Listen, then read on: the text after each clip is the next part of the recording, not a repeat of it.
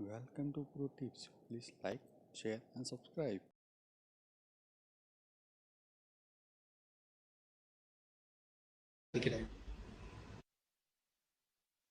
चंबल के अगर आप देखें 500 की कॉल पे आपको बाइंग की राय मिलती हुई यहाँ पर चंबल डे हाई पे फ्लोट करता हुआ।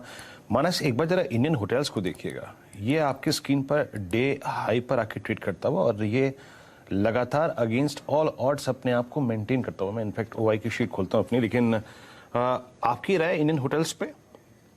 तो देखिए यहाँ पर 4 दिनों से कंसोलिडेशन देखने को मिल रहा है, लेकिन आज की कैंडल तो बताती है कि शायद हमें एक ऊपर की तरफ का ब्रेकआउट देखने को मिल सकता है। और अगर ब्रेकआउट देखने को मिलेगा 257 के ऊपर, तो वो एक ब्लैक पैटर्न का ब्रेकआउट होगा और उसके बाद आपको मेरे ख्याल से 275 तक के स्तर भी देखने को मिल जाएंगे।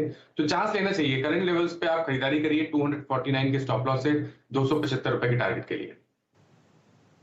इंडियन होटल्स को रखिए रडार पे, फिर से अच्छा मूव आ रहा है। अच्छा, सनोफी इंडिया को स्क्रीन पे दिखाइएगा। 480 रुपए नीचे ट्रेड करता हुआ नजर आएगा, पर ध्यान रखिए आज वो मेरे ख्याल से 490 रुपए का एक्स एडजस्टमेंट, एक्स डिविडेंड का स्पेशल और फाइनल डिविडेंड मिला लें तो दरअसल ये स्टॉक फ्लैट ट्रेड कर रहा है। 490 का एडजस्टमेंट है, 481 नीचे है, इसीलिए मैंने कहा मार्क कर दूं, आपको बता दूं ये सिर्फ इसीलिए आपको दबाव में दिख रहा है। डेल्टा कॉप 3.25% दबाव में है, वो कमजोर आंकड़ों का इंपैक्ट आपकी स्क्रीन पर। वो जो मदरसन सुमी एक बड़ा एक्विजिशन करने की तैयारी कर रहा है, 2.25% की कमजोरी के साथ मदरसन सुमी, इंक्लूडिंग मदरसन सुमी वायरिंग, वो भी 1.25% की कमजोरी दिखाता हुआ। अच्छा, एक कच्चे तेल का वैसे पेंट स्पेस पे बड़ा मिक्स्ड इंपैक्ट है। इंडिगो पेंट्स आपकी स्क्रीन पर आएगा 4.5% की मजबूती के साथ ट्रेड करता हुआ, और कंसाई नैरोलैक जो है 2.25% के उछाल के साथ। बाकी पेंट स्टॉक्स में दबाव है, ये दोनों कुछ बेहतर करती हुई आपको नजर आएंगी। लेकिन शर्मिला जी, सॉरी थोड़ा डिले के साथ आपके पास आ रहा हूं मैम। क्या मूड बन रहा है मार्केट्स को लेकर? आप लोग क्या रिकमेंड कर रहे हो, क्या एक्यूमुलेट कर रहे हो मैम इन लेवल्स के आसपास? वेल ऑनेस्टली मार्केट का मूड मेरे हिसाब से ये हफ्ते के मूवमेंट से नहीं डिसाइड करना चाहिए, because when there is a truncated week थोड़ा मुश्किल हो जाता है। So I think very honestly जो व्यू है वो बदला नहीं है। आई थिंक कि जहां तक वॉर और ये सब चीजें है, मार्केट ने कहीं ना कहीं उसको they have taken it in their STRIDE. तो जैसे थोड़ी देर पहले आपकी बात चल रही थी, I think TCS is to my mind delivered an excellent set of numbers. और 2 दिन पहले शायद एक गार्टनर रिपोर्ट आई थी विच वाज सजेस्टिंग कि शायद आईटी का स्पेंड कम हो, पर टीसीएस के नंबर्स में वो कहीं भी नहीं दिखा।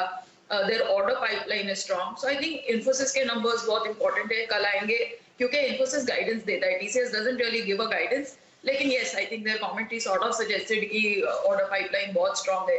आई think the other key thing to note in TCS numbers is कि जिस तरह के ऑर्डर्स और जिस तरह के वर्टिकल्स में उनकी ग्रोथ आई है, it seems to suggest that that there's a sort of a transformational change which corporates are looking to do in this sort of challenging environment, और उस वजह से इस तरह के orders उनको मिले हैं where companies are sort of taking their IT to sort of new levels। तो मुझे लगता है कि अगला साल भी IT कंपनीज के लिए अच्छा रहेगा।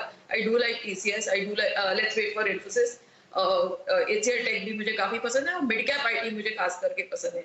उसमें थोड़े नंबर्स कुछ कंपनीज के वीक आ सकते हैं, but that's a very important space to watch. I think another important space to watch is hotels. थोड़ी देर पहले आप इंडियन होटल्स की बात कर रहे थे, वो भी एक न्यूज आइटम आया था कि बंबई जैसे शहर में होटल रूम नहीं मिला था and some astronomical price was quoted. So I think that's where sort of hotels and tourism will go। Shalby is another stock which I like within the range। और मुझे लगता है ये फिर से जिस तरह से आप बात कर रहे थे कि चाइना में कोविड बढ़ने say that China +1 sort of वो जो एक पूरा प्ले था वो फिर से हम देखेंगे, whether it is a Deepak nitrite और whole host of chemical stocks। So these could be the 2 or 3 spaces जो मुझे लगता है कि अगले महीने के लिए इंपॉर्टेंट रह सकती है।